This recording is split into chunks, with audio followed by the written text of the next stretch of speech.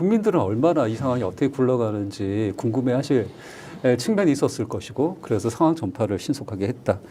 또 우리가 어떤 대처를 하고 있는지도 알려드려야지만 또 국민들이 안심할 수 있으니까 그 과정도 있었다. 이 대목에서 제가 생각나는 게 아마 저희가 계엄을 해제하고 나서 그 다음 아침에 이재명 당대표님이 국민 여러분, 이제부터 국회는 저희가 지키겠습니다. 국민 여러분들을 저희가 지키겠습니다. 어젯밤에는 국민 여러분들이 저희를 지켜주셨습니다. 이런 멘트를 하셨던 것 같아요. 그래서 그렇죠. 정말 국민을 위한 목소리의 역할을 그 당시에 우리 조승래 수석님도 하셨다라는 얘기로 들리는 것 같습니다. 이어서 영상 한번 보고 또 얘기를 나눠볼까요, 저희?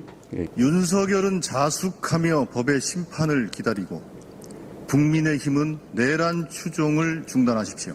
파면된 내란숙의 윤석열이 일주일간의 무단 점거를 끝내고 조금 전 관저를 떠났습니다. 국민과 국회, 헌법에 의해 파면된 윤석열은 마지막까지 단 한마디의 사과나 반성도 없었습니다.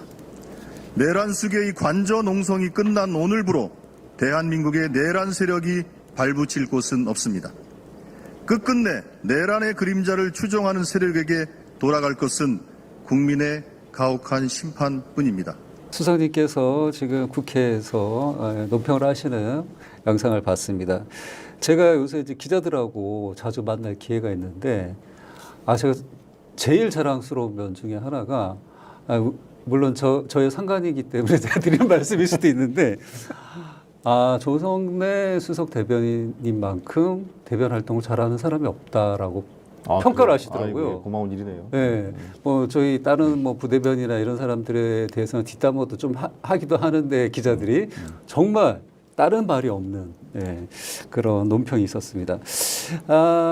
방금 영상에서도 언급하셨지만 윤석열 내란이 아직 종결되지 않았다라고 보는 게 맞는 것 같고, 석방된 이후에 또 지금 사저로 옮긴 이후에도 막후 정치, 이런 걸 사저 정치, 뒷손이 되려고 하는 이런 거가 보여요. 그래서 여기에 대해서는 어떤 의견이 있으신지 좀 말씀해 주시면 좋을 것 같습니다. 네.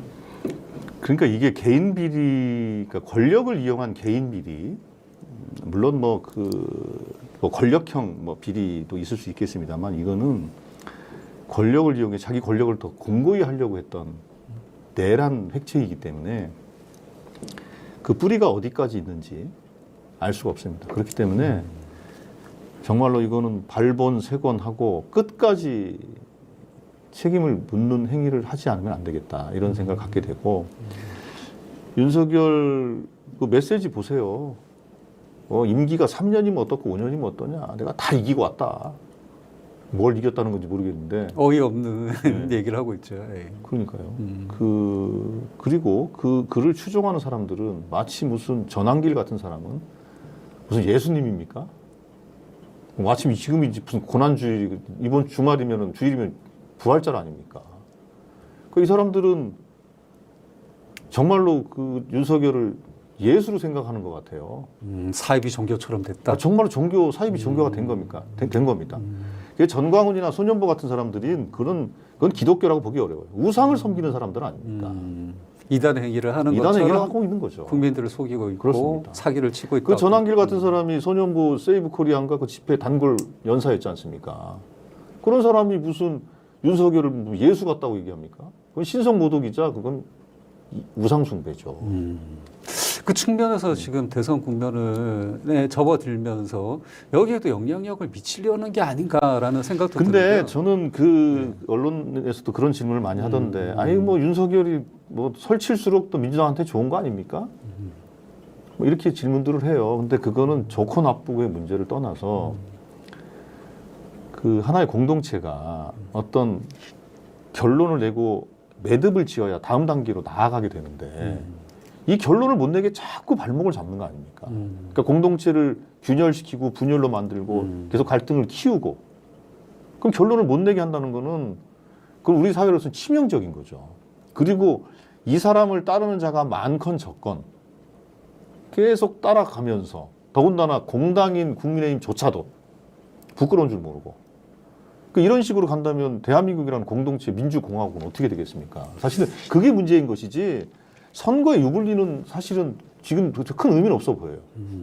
나쁜 선례를 남기는 정말 최악의 케이스를 만들고 있는 것 같다. 아니 심지어는 뭐 윤 어게인 그러면서 그 전광훈 씨는 그렇게 얘기하잖아요.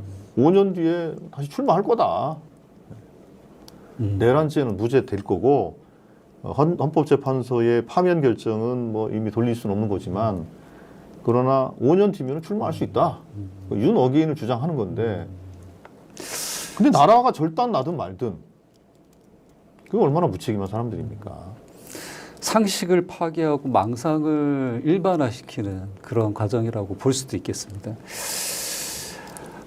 오늘 좀 의외의 소식이기도 했는데 한덕수 대행과 관련된 뭐 대선 출마론들이 며칠간 뜨겁게 달아오르다가 또 권성동 뭐 국민의힘에서는 또 출마하면 안 된다는 또 얘기까지 나오고 있어서 우리 이제 블루웨이브의 주 시청자 분들께서는 이게 무슨 소린가? 저놈들이 무슨 획책을 부리고 있는가라는 이제 의구심이 많은데 요거는 어떻게 보십니까?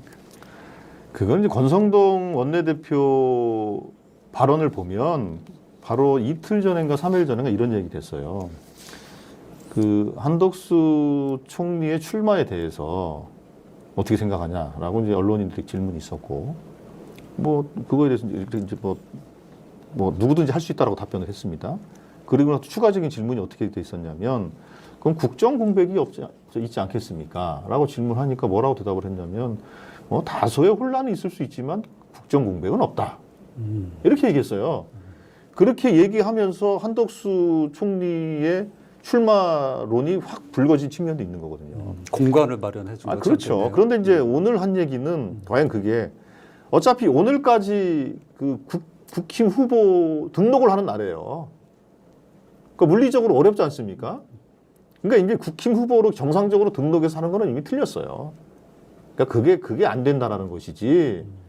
뭐 다른 뭐 플랜 B, C 그거 실책을 부릴지. 그럼요. 그거를 포기했다라는 메시지 같지는 않아요. 그렇기 때문에 경계해야 될 문제네요. 경계를 해야 될지 말할지 모르겠지만 어쨌든 아직 죽은 카드는 아니다라는 거예요. 죽은 카드는 아니고 실제로 그 한덕수 총리가 그 헌법재판관 2명을 지명했을 때는 민주당과 국회가 자기를 탄핵하면 즉시 사표를 던지고 일종의 이제 희생양이죠. 뭐 아까 자꾸 예수님 표현을 하는데 뭐 무슨 저 골고다 언덕을 십자가를 짊어지고 올라가는 어린 양이죠. 고난 받는 그런 이미지를 가지고 이제 뛰어들려고 했겠지요. 그 계획이 있었다라고 보시는 거고. 그렇게 보여지죠. 네. 자, 우리 수석님 말씀을 들으니까 충분히 한 수, 두 수 위를 우리가 보고 있다. 그러니 너네들 획책할 생각하지 마라. 이런 말씀으로 들리는 것 같기도 하고요. 그런데 이제 그거는 그런 게 있는 것 같습니다. 그 두 가지인데 자, 한덕수 대행이 제가 오늘 뭐 아까 SNS 글을 올리긴 했는데 그럼 이 사람이 대통령이냐? 대행이지 않습니까? 근데 대행과 대통령은 다르잖아요. 완전 선출되지 다르죠. 않았습니까? 네. 그래서 이 행위는 대통령 자리가 비었는데 그 밑에 총리가 갑자기 자리를 앉아가지고 내가 대통령이다 하는 이런 게 찬탈이에요. 그렇죠. 이런 걸 찬탈이라고 하는 거거든요. 찬탈은 내란인 거예요. 자, 그러면은 이 사람이 대통령이냐 아니냐를 판단하는 잣대가 몇 가지 있을 수 있는데 첫 번째, 탄핵 요건이 몇 석이냐. 이미 헌재가 150석이면 된다고 했잖아요. 그죠? 네. 했고. 두 번째, 그럼 대통령한테 주어지는 가장 큰 법률상 권한이 뭐냐면 불소추 특권이에요. 내란 외환의 죄를 제외하고는 소추되지 않는 거예요. 그럼 한덕수가 그러면 소추 안 되는 거냐? 없죠, 본인이. 소추되죠? 네. 그럼 대통령이 아닌 거예요. 뻔한 거거든요. 그럼에도 불구하고 대통령 행세를 한다는 것은 뭐냐면 그건 이제 찬탈이라는 것이고 그리고 그런 걸 통해서 이미지를 좋게 만들고 또 트럼프랑 통화도 하고 트럼프가 당신 대선 나가냐고 물어도 봐주고 그런 것들을 하면서 야, 이 좀 어려운 시기에 그래도 좀 저 정도 인물이면 되는 거 아니냐라는 이미지를 만들기 위해서 노력하는 거겠죠. 그래서 그러니까 뭐 국정 공백은 없다라고 주장하는 거잖아요. 민주당이 탄핵했을 때는 국정 공백 때문에 난리 난다, 큰일 난다고 그러더니 나라 망할 것 같이 하더니 한덕수에 대한 국정 공백은 없다고 하는 거 아닙니까? 그래서 현재 이제 한덕수라는 아까 말씀하신 것처럼 그 카드가 어떤 시기든 저쪽에서 이용할 수 있는 방안을 실착할 수 있다라고 보고 계신 것 같고요. 거기에 대한 대비도 충분히 하고 있다라는 말씀으로 저는 들립니다.